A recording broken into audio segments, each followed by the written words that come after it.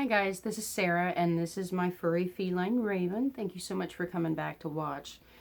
This video is just to talk to you about myself, let you get to know me and Raven. Excuse me, I'm so sorry. I was born and raised here in Oklahoma. I was born on Tinker Air Force Base when my grandfather was, he was stationed there in the Air Force. My first home outside of there was in Midwest City, the May 3rd tornado of 1999 got it. Luckily, we had already moved out. I grew up in War Acres and in Bethany, and now I live on the north side of Oklahoma. Raven, I've had since... Okay, I am recording. Just making sure my camera's recording. I've had issues with it before. I've had Raven since 4th generation back. When I was 17, I was dating a guy who had some really good friends who had a calico. She was gorgeous. She was mostly white with spots of black, brown, and light brown. She had blue eyes, bluish green eyes. She was such a pretty cat. She had a litter of kittens, a few of which were gray striped and white, and the one I chose, it was so cute. She had a swirl, a striped gray swirl on both sides of her belly. It was the cutest thing. She had the white belly too, a little bit of white on her face, and then all 4 of her paws were white. And so I took her home, and then I moved out of my mother's house, and I was dating another guy, and he had his own cat in his house, and I had not fixed my cat. The gray striped cat I chose, I named her Wonder. I don't know why. Don't ask me. I was young, and I thought Wonder was a cute name for her because every time I looked at her, she would just wonder and just look at the room like everything looks like so interesting. You know, she would just wander around all the time. So she wasn't fixed, and she ended up having a litter of kittens with my boyfriend's cat at the time. And then she had a second litter of kittens. Unfortunately, we still didn't get her fixed. So we had like 13 cats in the house at once. And our litter box was one of those very large square oil pans that you slide underneath the vehicle when you change your oil. It was one of those. We had to clean it like twice a day. It was bad. So anyways, we broke up, unfortunately, and I took one of the cats from her litter. Wonder ran away. After Wonder had her 2 litters, I was laying on the bed one night watching TV, relaxing, and Wonder came in there and laid on my stomach for about half an hour. Her head was like right up here. And she had all of her limbs underneath her, and she was just purring and content and happy, like she was like she wanted to relax with me. The next morning when my boyfriend left for work, she ran out the door. I never saw her again.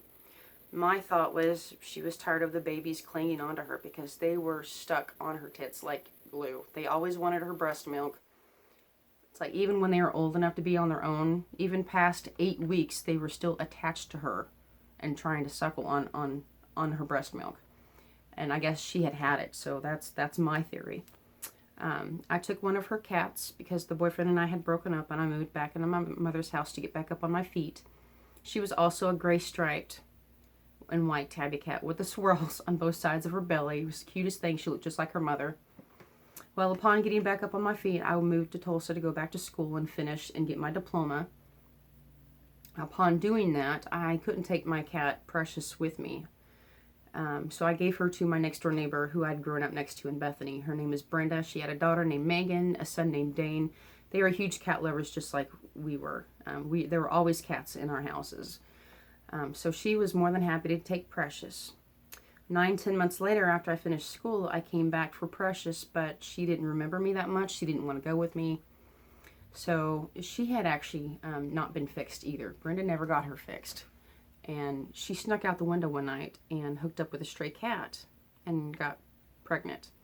That stray cat happened to have been black, full black, and that's where Raven comes in. She was her only black cat. Now, because her mother, Precious, was gray striped and white, that's why Raven has some small white patches. She has I can't show you now because she's over there eating. She has a small white patch here on her neck, looks like a triangle. And then she has a white patch here on her breast. And then she has almost like a heart-shaped white patch on her lower belly. My girlfriend was over one day and Raven was playing on the floor. She likes to roll around on her back. and Wendy was looking right at her, and because of Raven's white margins, it literally looks like she's wearing a bathing suit, a bikini. It was so cute, like Raven's wearing a bikini. So that's Raven. She's 4th generation.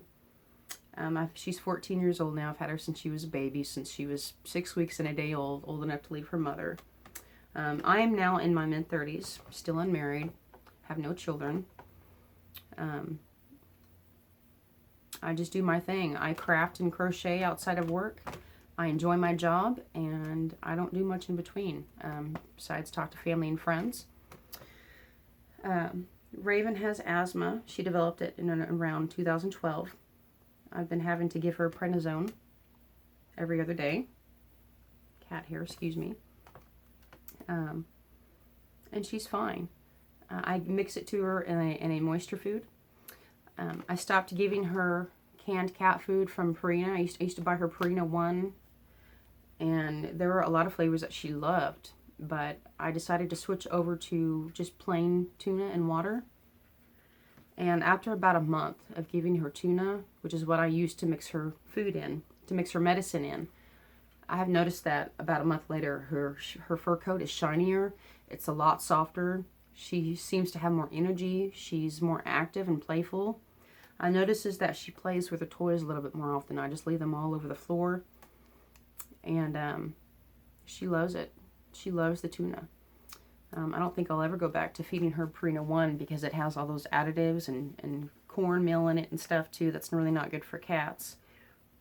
You know, those companies, they only put the minimum basic nutrient requirements in there. But anyways, Raven and I have our issues, but I'm not going to spiel too much more about me. If there is anything else at all you would like to know more about me or Raven, though, feel free to ask. If there's anything on these shelves that you would like a closer look at, if you have any questions about the ice yarns, if you want to see any of these books, if you want to see anything that I have behind this curtain, which is a crochet item I made just with a V-stitch, any questions at all, even if you want to tour my apartment and more yarn that I have in the bedroom, feel free to ask. I'm more than willing to answer questions. And thank you so much for watching. If you haven't seen any of my other videos, then please click on my channel and click back to the very first video. I have a part 1 and part 2 because it is the largest ice yarns unboxing I have done. There are so many options in there, and I give you the lot numbers for everything. So you can just go to Ice Yarns website directly. You can type in that 5-digit lot number, and it'll take you directly to that yarn and specific colorway. I also wanted to recommend some other channels that I've learned off of. Creative Grandma, The Secret Yarnery. There are a few links down in the description box below, so feel free to gander and take a look. And thank you again so much for watching. You guys have an awesome day.